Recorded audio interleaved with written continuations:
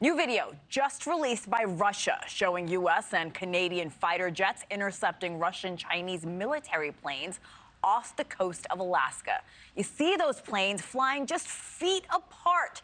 U.S. Air Force jets were scrambled hours before President Biden addressed the nation about his decision to end his re-election campaign. It comes before Israeli Prime Minister Benjamin Netanyahu meets with the president and Vice President Kamala Harris at the White House today. Tom Dempsey is live in Washington this morning. Tom, good morning. What do we know about this intercept? Hey, good morning, Hannah. Look, pretty crazy when you see that video. Look, this involves the first time the United States has actually intercepted Chinese military planes off the coast of Alaska. And according to NORAD, this involved 2 bombers from Russia and 2 bombers from China. And while NORAD says they didn't necessarily pose a threat, the Russian planes used in this generally can carry nuclear missiles, and the Chinese planes used in this can usually carry large defensive weapons. The 4 planes remained in international airspace and did not cross into American or Canadian airspace. And in a statement today, China says the planes were part of joint patrols meant to deepen coordination between the 2 militaries and, quote, has nothing to do with the current international situation.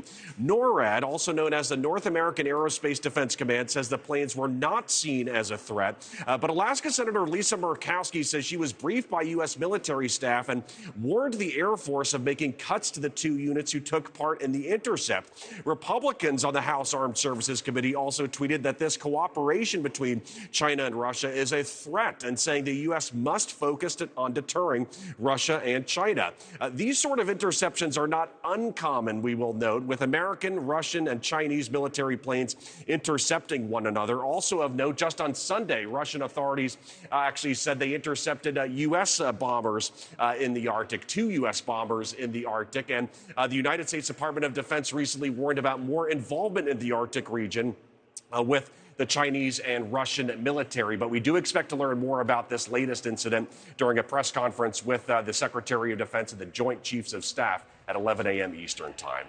Thanks for watching, everybody. Go to joinnn.com to find NewsNation on your television provider. Also, don't forget to click that red subscribe button below to get more of NewsNation's fact-driven, unbiased coverage.